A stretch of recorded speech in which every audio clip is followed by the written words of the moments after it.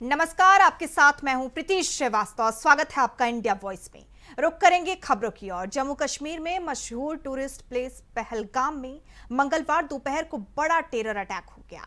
आपको बता दें, यहां आतंकवादियों ने टूरिस्टों पर अंधाधुंध फायरिंग कर दी।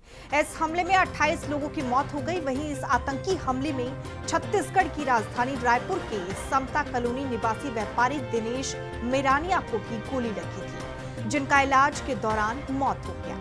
आपको बता दें, इस घटना के बाद छत्तीसगढ़ के मुख्यमंत्री विष्णुदेव साय ने पहलगाम में हुए कायराना आतंकी हमले में रायपुर निवासी दिनेश मेरानिया के दुखद निधन पर गहरा शोक व्यक्त किया है। उन्होंने कहा कि ये नृशंस और अमानवीय कृत्य अत्यंत निंदनीय है। आतंकवाद मानवता के लिए सबसे बड़ा खतरा है और इसे किसी भी रूप से स्वीकार नहीं किया जा सकता। वहीं मुख्यमंत्री विष्णुदेव साय ने पहलगाम में पर्यटकों पर आतंकी हमले की निंदा करते हुए कहा कि इस तरह की घटनाओं का देश बदला लेगा। इसके साथ ही छत्तीसगढ़ से पहलगाम गए पर्यटकों के बारे में मुख्य सचिव, कलेक्टर और पुलिस अधीक्षक से जानकारी ली। साथ ही आतंकी हमले में मारे गए रायपुर के कारोबारी दिनेश मेरानिया के परिवार से हर संभव मदद के उन्होंने निर्देश दिए।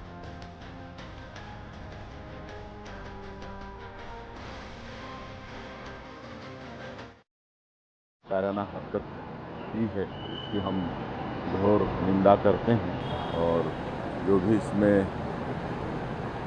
मृतक हैं उनके प्रति संवेदना व्यक्त करते हैं। और जब भी इस तरह से देश के साथ हुआ है, उसका करारा जवाब देश ने दिया है।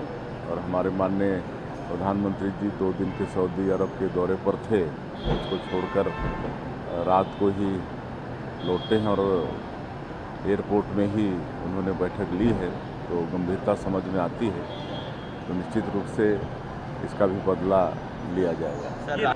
आज cloth manufacturing association of India वालों के साथ कार्यक्रम है, उनके साथ एमओयू भी है और उनके साथ जो न्यू इंडस्ट्रियल पॉलिसी में हम लोग सहूलियत दे रहे हैं उसके विषय में बात होगी और एमओयू भी होगा। तो टेक्सटाइल के यहाँ पर उद्योग लगेंगे तो बहुत सारे हमारे लोगों को उसमें रोज़गार मिलेंगे। और कल एक स्टील समिट है, उसमें स्टील सेक्टर के उद्योगपति शामिल होंगे, उनको भी नए इंडस्ट्रियल पॉलिसी के विषय में बताएंगे और निवेश के लिए उनको आमंत्रित करेंगे। तो उससे भी यहाँ पर निवेश आएगा और हमारे लोगों को रोज़गार मिलेगा। के कारोबारी की भी डेथ हुई है, दिनेश मेरानिया ऐसा नाम है, तो उनके प्रति भी संवेदना है और हम लोग बराबर संपर्क में हैं। उनका जो भी सहयोग होगा, परिवार उनके साथ में है। और जो भी पहलगाम आतंकी हमले पर सीएम साय का बड़ा बयान सामने आया है। उन्होंने कहा कि इस तरह की घटना का देश जो है बदला लेगा। आपको बता दें, पहलगाम में हुए हमले से पूरा जम्मू कश्मीर जो है वो दहल उठा है। इसका नतीजा छत्तीसगढ़ में भी देखने को मिला है। छत्तीसगढ़ में भी एक व्यापारी की पहलगाम आतंकी हमले में मौत हुई है। सीएम साय ने इस पर दुख व्यक्त किया है। इस मामले में 28 लोगों की मौत हुई है। वहीं इस आतंकी हमले में आपको बता दें, छत्तीसगढ़ की राजधानी रायपुर के समता कॉलोनी निवासी व्यापारी दिनेश मेरानिया को भी गोली लगी थी, जिनका इलाज के दौरान उनकी मौत हो गई। इस घटना के बाद छत्तीसगढ़ के मुख्यमंत्री विष्णुदेव साय ने पहलगाम में हुए कायराना आतंकी हमले में रायपुर निवासी दिनेश मेरानिया के दुखद निधन पर गहरा शोक व्यक्त किया। उन्होंने कहा कि ये एक अमानवीय कृत्य अत्यंत निंदनीय है। आतंकवाद मानवता के लिए सबसे बड़ा खतरा है और इसे किसी भी रूप से स्वीकार नहीं किया जा सकता। वहीं मुख्यमंत्री विष्णुदेव साय ने पहलगाम में पर्यटकों पर आतंकी हमले की निंदा करते हुए कहा कि इस तरह की घटनाओं का देश जो है वो बदला लेगा। इसके साथ ही छत्तीसगढ़ से पहलगाम गए पर्यटकों के बारे में मुख्य सचिव, कलेक्टर और पुलिस अधीक्षक से जानकारी ली। साथ ही आतंकी हमले में मारे गए रायपुर के कारोबारी दिनेश मेरानिया के परिवार की हर संभव मदद करने के निर्देश भी सीएम साय ने दिए।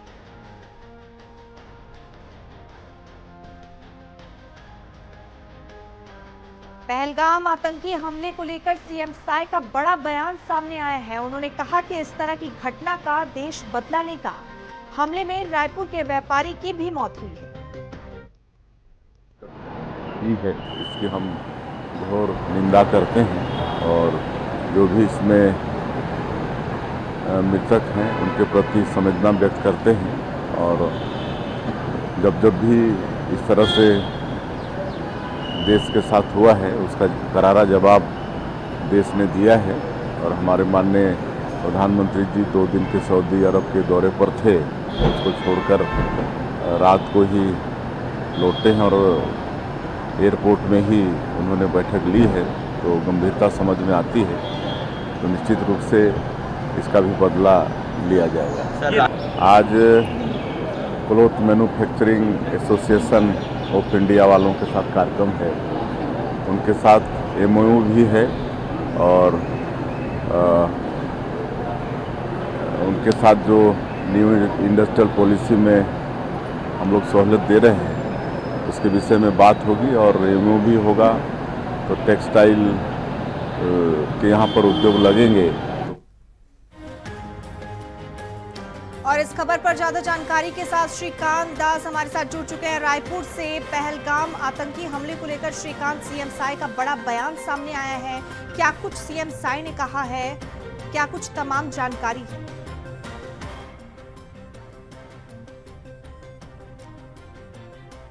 छत्तीसगढ़ के मुख्यमंत्री विष्णुदेव साय ने कहा कि जो आतंकवादी हमला था, कारणा हमला था और इसको लेकर के सभी राष्ट्राध्यक्ष जो बड़े देश है उनकी भी प्रतिक्रिया आ गई है कि भारत के साथ में खड़े हैं। वहीं पे प्रधानमंत्री नरेंद्र मोदी जो यूएई के दौरे पे थे वो अपनी दौरा आधे छोड़ करके कल रात में ही पहुंचे और एयरपोर्ट में भी उन्होंने मीटिंग ली, जहाँ पर हाई लेवल मीटिंग जिसमें एनएसए लेवल के जो थे रक्षा मंत्री थे, तमाम तरह की जो मीटिंग चल रही है अभी। और अमित शाह भी इस समय पहलगांव में है कश्मीर में, जहाँ पे वो घायलों से अस्पताल में भी मिले और मृतक जो भी थे आतंकवादी हमले में उनके श्रद्धासुमन भी अर्पित किए। तो कहीं ना कहीं बहुत बड़ी घटना है साफ तौर पे, और जिस तरीके से अलग अलग राज्यों से प्रतिक्रिया आ रही है। छत्तीसगढ़ से भी बात कर रहे हैं, छत्तीसगढ़ के भी कुछ पर्यटक वहाँ पे फंसे हुए 60 से 70 जो है वहाँ पे, और उसमें जो एक दिनेश नामक जो रायपुर से है राजधानी, तो आतंकवादी हमले में मृत्यु हुई है, जिसमें विष्णुदेव साय ने उनके श्रद्धासुमन भी अर्पित की है। और लगभग भिलाई से ही कम से कम 10 पर्यटक और रायपुर से करीब 60 पर्यटक वहाँ पे फंसे हुए हैं। कृषि एक जो घटना है कहीं ना कहीं पूरे देश को झकझोर के रखती है। आपको बताया चले कि इनपुट भी मिली थी, जो सुरक्षा एजेंसियां थी उनको भी इनपुट था कि कोई बड़ी आतंकी हमला होने की संभावना। उसके बाद भी एक बहुत बड़ी घटना घट जाती है, जिसको लेकर के पूरे छत्तीसगढ़ से नहीं पूरे देश से एक प्रतिक्रिया आ रही है कि इसका बदला लेना चाहिए कहीं कहीं। प्रीति जी श्रीकांत, अभी सीएम साय का एक बयान सामने आया जिसमें वो कहते हुए नजर आए कि इस तरह की घटना का देश जो है बदला लेगा। पुलवामा अटैक के बाद देश ने बदला लिया, अब क्या ये एक और संदेश है या संकेत है? जी बिल्कुल, साफ तौर पे छत्तीसगढ़ के मुख्यमंत्री ने कहा कि पुलवामा अटैक के बाद एक बहुत बड़ा अटैक है, जिसमें मासूम जो वहाँ पर्यटक थे उनसे उनकी धर्म पूछा गया, उनसे बकायदा कलमा पढ़वाया गया, जो नहीं पढ़ सके उनको वहाँ पे उनको पूरी गोली उनके ऊपर बरसाई गई। तो कहीं ना कहीं पूरी देश आहत है इसमें, और कहीं ना कहीं मांग भी उठने लगी है कि पुलवामा अटैक के बाद जिस तरीके से स्ट्राइक किया गया था वहाँ पे अंदर घुस के जहाँ आतंकवादी के कैंप है वहाँ पे हमला किए थे हमारी जो एजेंसियां थी आर्मी की थे। इस बार भी कहीं न कहीं वो मांग उठने लगी कि इस बार इससे भी बड़ी कार्रवाई होनी चाहिए और इससे सभी राज्य एक हैं। आपको बताया चले कि जो स्थानीय वहाँ के कश्मीर के जो बासिंदे वहाँ पे उन लोग भी आज काफी बंद रखे हुए हैं इस बड़ी घटना को लेकर के। उनका भी कड़ा आक्रोश आ रहा है इसमें कि कहीं न कहीं आर्थिक रूप से वो भी कमजोर हो रहे हैं। और आतंकवादी अगर हमला होता है तो पर्यटन से पूरा जम्मू कश्मीर की पर्यटन के ऊपर वहाँ पे उद्योग है, तो कहीं ना उनके रोजी रोजगार के ऊपर भी इससे फर्क पड़ रहा है। तो कहीं ना कहीं बहुत बड़ा ये कहना चाहिए घटना है, जिसे लेकर के उनसे बदला लेने की बात हर राज्य से आ रही है। और विष्णुदेव साय ने जो छत्तीसगढ़ के मुख्यमंत्री साफ तौर पे कहे कि इससे जो प्रधानमंत्री नरेंद्र मोदी बहुत बड़ी कार्रवाई करने जा रहे हैं, तो एक तरह से संकेत मिल रहा है कि आगे होने वाले जो समय है कहीं की बहुत बड़ी कार्रवाई होगी। जी प्रीति। जी श्रीकांत, इस आतंकी हमले में रायपुर के कारोबारी की भी मौत हुई है, तो व्यापारी के लिए क्या कुछ तमाम इंतजाम निर्देश जो हैं सीएम साय की तरफ से दिए गए? प्रीति, आपको बताएं कि जो परिवार है 18 अप्रैल से वहाँ गया हुआ था, पैकेज लेकर के गया हुआ था, टूरिज्म पैकेज लेकर गया हुआ था, जिसमें दिनेश नामक जो कारोबारी है उनकी मौत हो गई है वहाँ पे घटना में। तो साफ तौर पे जो व्यापारी वर्ग है वो पूरी तरीके से एकदम बहुत ज्यादा नाराज है कि इतनी बड़ी सुरक्षा चूक हुई तो हुई कैसे। अगर सुरक्षा चूक हो भी गई है तो अब बड़ा बदला लेना है देश को कहीं न कहीं।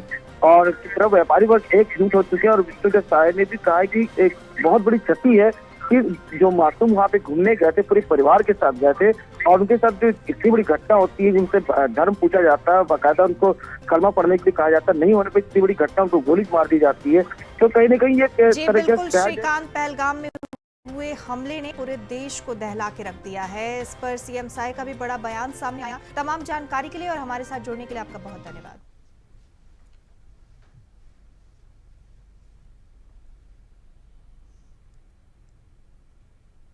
मुख्यमंत्री विष्णुदेव साय ने पीडब्ल्यूडी और पीएचआई विभाग की समीक्षा की। पीडब्ल्यूडी की समीक्षा के दौरान सीएम साय ने कहा कि खराब सड़कों के चिन्हांकन और मरम्मत के लिए एआई और नई तकनीक का उपयोग किया जाए। उन्होंने कहा कि आगामी 3 साल में 30,000 करोड़ रुपए के सड़क विकास के कार्य को पूरा करने का लक्ष्य तय काम करें और सड़कों और पुलियों के काम आगामी 5 साल की कार्य योजना को ध्यान में रखते हुए तेजी से पूरे करने के निर्देश दिए। सड़कों और बड़े पुलों के कार्य को भू अर्जन के बाद 1.5-2 सालों में आपको बता दें कंप्लीट करने को कहा। उन्होंने शहरों के नजदीक बनाने वाले बाईपास और रिंग रोड में पर्याप्त संख्या में ओवर ब्रिजों और अंडर ब्रिजों का निर्माण करते हुए एक्सप्रेस वे की तर्ज विकसित करने के निर्देश दिए। सीएम साय ने सभी बड़ी और महत्वपूर्ण परियोजनाओं के लिए एक डेडिकेटेड वरिष्ठ अधिकारी का नाम जो है वो दिया है और काफी सारी जो है निर्देश दिए।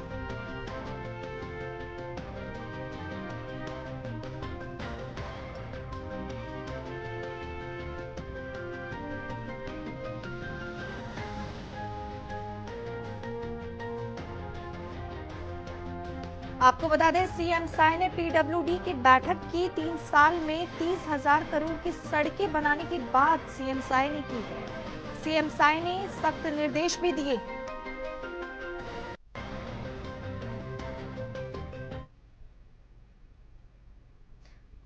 छत्तीसगढ़ बीजेपी के प्रदेश मीडिया प्रभारी अमित चिमनानी ने कांग्रेस की राष्ट्रीय सोशल मीडिया प्रभारी सुप्रिया श्रीनित के बयान की कड़ी निंदा की है। चिमनानी ने उनके विवादित बयान पर कहा कि पत्रकार दिन रात मेहनत करते हैं, संघर्ष करते हैं, खबरों के लिए जूझते हैं। वो आज 44 डिग्री में झुलसते हुए उनकी प्रेस कॉन्फ्रेंस को कवर कर रहे थे। उनकी मेहनत की कमाई पर इस प्रकार का गंदा बयान सच में बहुत दुखी करने वाला है। उन्होंने कहा कि पूरे पत्रकार समुदाय को इस तरह से नीचा दिखाना काफी बेहद गंभीर मामला है और माफी के लायक बिल्कुल नहीं है। कांग्रेस का ये बयान पत्रकारों के लिए कांग्रेस की नफरत और घृणा का जीता जागता प्रमाण है। आपको बता दें प्रेस वार्ता करने पहुंची कांग्रेस की राष्ट्रीय सोशल मीडिया प्रभारी सुप्रिया श्रीनित ने कहा था कि टीवी चैनल में बैठने वाले एंकर जो बड़ी बड़ी बातें करते हैं उनकी सैलरी उन विज्ञापनों से आती है जो उनकी आवाज दबाने के लिए दिए जाते हैं। राष्ट्रीय सोशल मीडिया प्रभारी सुप्रिया श्रीनेत जी का पत्रकारों के लिए दिया गया बयान दुर्भाग्यपूर्ण है, जितनी निंदा की जाए कम है। उन्होंने कहा है कि पत्रकार बंधुओं की सैलरी उन इश्तिहारों से आती है जो उनकी आवाज दबाने के लिए दिए जाते हैं, यानी कि उनकी मेहनत की कमाई को पाप की कमाई बताने का प्रयास कांग्रेस ने किया है। सुप्रिया जी, ऐसे कई पत्रकार हैं। शिक्षा विभाग की लापरवाही का खामियाजा प्राइवेट स्कूल में पढ़ने वाले बच्चों को भुगतना पड़ रहा है। मनमानी फीस लेने के लिए बच्चों को फेल कर दिया जा रहा है। आपको बता दें राजधानी रायपुर में मोआ स्थित अजीज पब्लिक स्कूल में अभिभावकों ने जमकर हंगामा किया। अभिभावकों का आरोप है कि मनमानी फीस लेने के लिए हमारे बच्चों को फेल कर दिया गया। जानकारी के अनुसार बच्चों और अभिभावकों ने बताया कि क्लास 9 से 25 बच्चों को 1-2 नंबर से मैथ में जानबूझकर फेल कर दिया गया। जब इसे लेकर बच्चों ने अभिभावक स्कूल के जिम्मेदारों से बात की तो उनका साफ तौर पर कहना था कि आप अपने बच्चों का फिर से एडमिशन कराते हैं तो 15,000 से 17,000 रुपए देना पड़ेगा, जिसे लेकर अभिभावक लोग स्कूल में जमकर हंगामा करने लगे। तो ये बात कही गई थी कि भाई ये ट्रस्ट स्कूल है, यहाँ कोई फीस लिया नहीं जाएगा। कुछ सालों के बाद फीस लगाया गया कि भाई जिसकी जितनी इनकम है उसके हिसाब से फीस ली जाएगी। उसके कुछ सालों के बाद फिर फीस बढ़ाया गया और इस साल तो ऐसा हो गया है कि एक एक दो दो तीन तीन नंबर के लिए बच्चों को फेल कर दिया जा रहा है और सीधा बोल रहे हैं कि अगर रिवीजन आप कराते हो तो 15,000 रुपये लगेगा, 17,000 रुपये लगेगा, नहीं तो आप अपने बच्चे को निकाल दीजिए। मेरा बच्चा 2 नंबर के लिए फेल कर दिया गया। लगभग कितने बच्चे आपके हिसाब से फेल हुए इस तरह? 25 बच्चे। एक ही क्लास के 9th क्लास के 25 बच्चे जी। एक ही सब्जेक्ट मैक्सिमम और कोई सब्जेक्ट नहीं, चलिए, वो भी एक एक दो दो नंबर के लिए। एक नंबर से फेल किया जा रहा है और सिर्फ एक विषय में फेल किया जा रहा है, वो भी मैथ्स में। और हमारी सुनाई कुछ नहीं कर रहे हैं, लॉक कर करके भाग रहे हैं प्रिंसिपल। उस दिन भी आए थे हम, प्रिंसिपल लॉक करके चले गए। ये कितने बच्चे कुल 20-25 सिर्फ 4 बच्चे। सब लोग अभिभावक हैं, बच्चों के जी जी पेरेंट्स हैं हम लोग सब। तो देखिए, और स्कूल से कोई दुश्मनी आपकी व्यक्तिगत तो है निकाला जा रहा है। बीच में मोहित सर वाला मामला हुआ था, उन्होंने 10-11 बच्चों को रिसेस की छुट्टी में मारा गया, वो भी नशे में थे। सर नशे में थे, मोहित सर नशे में थे और मारा गया बच्चों को। क्यों मारे थे? ये कुछ बच्चे, वो बच्चों का समय रहता है, कुछ बदमाशी या खेल कूद में कुछ कर रहे थे, उनको गुस्सा आया, वो नशे में थे, सब बच्चों को मार दिए। कैसे मारे थे? इष्टि से मारे थे, है ना। कोई बच्चे को हाथ में लगी, कोई कम, ये इसी का बदला निकाल रहे हैं। हमारी ये है दिल में कि ये लोग वही बदला निकाला जा रहा है। हाँ जी, और बच्चों का साल बर्बाद कर रहे हैं और हम पूरे पेरेंट्स चाहते हैं कि बच्चों का साल बर्बाद होने नहीं देंगे। एक बच्चे की बात नहीं है, हमारे लिए सब बच्चे बराबर हैं जी, ठीक है। और हम साल बर्बाद होने नहीं देंगे। और अगर टीसी देना चाहते हैं तो हमारे बच्चे को पास करके टीसी दे दो। हम हमारे बच्चे का नाम है मोहम्मद अनस रजा। जी जी जी जी जी मैं अनस रजा की मम्मी हूँ, मुमताज़ कौसर। मैं यहीं महुआ में रहती हूँ। जी जी जी। बलौदाबाजार जिले की महिला पुलिस अधीक्षक भावना गुप्ता ने नए एसपी के रूप में पदभार ग्रहण किया। उन्होंने बताया कि समस्त राजपरित्र अधिकारियों, थाना चौकी प्रभारियों को क्षेत्र की आपराधिक गतिविधियों की महत्वपूर्ण जानकारी इकट्ठा कर बेसिक पुलिसिंग को और अधिक मजबूत करने के निर्देश दिए गए हैं। अपराधों को रोकने में और निराकरण की दिशा में कार्य करने के प्रयासरत किया गया है। और आपको बता दें, भावना गुप्ता ने अनुशासन का पूर्ण रूप से पालन करते हुए पूरी तत्परता और तन्मयता के साथ कार्य करने का प्रयास किया जाएगा। उन्होंने कहा कि अपराध की जड़ और शाखा को समाप्त करने का पूरा प्रयास किया जाएगा। महिलाओं के उत्पीड़न पर प्रभावशाली कार्य करेंगी। जिले में आसपास इंडस्ट्रियल क्षेत्र होने के कारण अपराधी अपराध कर भाग जाते हैं, उस पर विशेष फोकस किया जाएगा। बलौदाबाजार जिला अति संवेदनशील जिला है। यहाँ नशा का कारोबार का जाल बिछा हुआ है, उसे समाप्त करना है। जो भी पीड़ित व्यक्ति हैं वो डायरेक्टली अपनी बात जो है संबंधित ऑफिसेज में दे सकें, इसके लिए बहुत जल्द हम एक व्हाट्सएप हेल्पलाइन नंबर, समाधान हेल्पलाइन नंबर लागू करेंगे और उसकी विशेष मॉनिटरिंग एसपी ऑफिस से डायरेक्टली होगी, जिसके माध्यम से कोई भी यहाँ का हमारे नागरिक जो हैं अपनी बात एसपी ऑफिस तक गोपनीयता रखते हुए पहुंचा पाएंगे और उसका निराकरण त्वरित रूप से किया जाएगा। व्यवस्था और सुदृढ़ हो, क्राइम डिटेक्शन के साथ साथ में क्राइम प्रिवेंशन पे ध्यान दिया जाए। साथ ही कैसे जो हमारे महिला वर्ग हैं, बुजुर्ग वर्ग हैं, जो हमारे कमजोर वर्ग हैं, उनको न्याय मिले, इस पर विशेष ध्यान रहेगा। अब इंडस्ट्रियल और हाईवेज बहुत सारे हैं, तो रोड एक्सीडेंट्स भी हमारी प्राथमिकता में रहेंगे। आज के दिन में साइबर ऑफेंसेस भी हर तरह के घटित हो रहे हैं, कैसे उनको रोका जाए उस पर ध्यान दिया जाएगा। इसी के साथ में जो भी गंभीर अपराध हैं उनका त्वरित निराकरण करते हुए एंड टू एंड इन्वेस्टिगेशन करते हुए ऐसे अपराधियों को सजा हो, इस विषय में विशेष ध्यान दिया। छत्तीसगढ़ में हाई सिक्योरिटी नंबर प्लेट और आरसी बुक में मोबाइल नंबर अपडेट के नाम पर जनता से हो रही वसूली को लेकर कांग्रेस प्रतिनिधि मंडल ने रायपुर में ट्रांसपोर्ट कमिश्नर से मुलाकात की। पूर्व विधायक विकास उपाध्यक्ष ने कहा कि भारतीय जनता पार्टी की सरकार आम जनता पर हिटलर जैसे नियम कानून थोपने का काम हमेशा से करते आ रहे हैं और यही उनकी रीति और नीति है। पूर्व मंत्री धनेंद्र साहू ने कहा कि हाई सिक्योरिटी नंबर प्लेट बनाने के लिए दिल्ली जैसे राज्य में सिर्फ 25 रुपए से 100 रुपए के अंदर ही लोगों से राशि ली जा रही है, जबकि वही नंबर प्लेट के लिए यहाँ 250 से 300 रुपए राशि वसूल रही। नंबर प्लेट के लिए निर्धारित शुल्क बाकी राज्यों से अधिक है। पूर्व मंत्री सत्यनारायण शर्मा का कहना है कि आरसी बुक में मोबाइल नंबर अपडेट निःशुल्क होना है, लेकिन इस पर भी 100 रुपए से 200 रुपए तक की राशि ली जा रही है। यहाँ पर ट्रांसपोर्ट कमिश्नर से मुलाकात करने आए थे।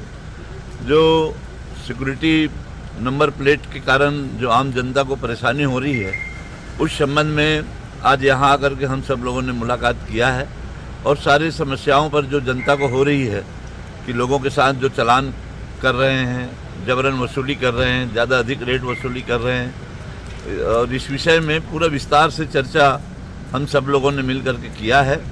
और उस पर जो ट्रांसपोर्ट डिपार्टमेंट के अधिकारी हैं उन्होंने आश्वासन दिया है कि इस विषय का हम लोग प्रचार प्रसार ज़्यादा से ज़्यादा करेंगे और जो अभी परेशानी हो रही है, जो चालानी कार्रवाई हो रही है, उसको जो है बंद की जाएगी और लोगों को पर्याप्त समय दिया जाएगा। इस बात की जानकारी आज ये पूरा डेलीगेशन हमारा कांग्रेस पार्टी का ट्रांसपोर्ट कमिश्नर और एडिशनल ट्रांसपोर्ट कमिश्नर से हम व्यक्तिगत रूप से मिले। हम लोगों ने सारी बातें, तथ्यात्मक बातें बताई। अवैध वसूली का जो खेल चल रहा है उसको रोकने के लिए हमने कड़ी आवाज़ उठाई। हाई सिक्योरिटी नंबर प्लेट को लेकर लगातार पुलिस विभाग, ट्रैफिक विभाग के द्वारा मनमानी की जा रही है। आज ट्रांसपोर्ट कमिश्नर के पास कांग्रेस का एक सीनियर वरिष्ठ नेताओं का डेलीगेशन, जिसमें आदरणीय धनेंद्र साहू जी, सत्यनारायण शर्मा जी और तमाम कांग्रेस के वरिष्ठ नेताओं से मुलाकात की गई। और जिस प्रकार से आम जनता को परेशानी में डालने का काम ट्रांसपोर्ट विभाग भी और पुलिस विभाग भी कर रहा है। High security number plate. National Herald मामले में ईडी ने सोनिया गांधी, राहुल गांधी के खिलाफ चार्जशीट दाखिल किया। इस मामले में कांग्रेस प्रवक्ता सुप्रिया श्रीनेत ने प्रेस वार्ता करते हुए मोदी सरकार की प्रतिरोध की राजनीति करार दिया। आपको बता दें, उन्होंने आरोप लगाया कि ये केस इसलिए किया गया ताकि कांग्रेस पार्टी बुलंदी से ना लड़े और ये सिर्फ छवि बिगाड़ने के लिए किया गया है। बिहार के चुनाव से पहले मुद्दा भटकाने के लिए कुछ चाहिए, इसलिए ये किया जा रहा है। उन्होंने बताया कि एसोसिएट जनरल लिमिटेड का कर्ज बढ़ गया है और एक वक्त के बाद नेशनल हेराल्ड छापना बंद हो गया है। 100 बैंक ट्रांजैक्शन और चेक के माध्यम से तब कांग्रेस ने एजेएल को 90 करोड़ का लोन दिया। इस लोन से कर्मचारियों को पीएफ, सैलरी और अन्य चीजों का भुगतान किया गया है।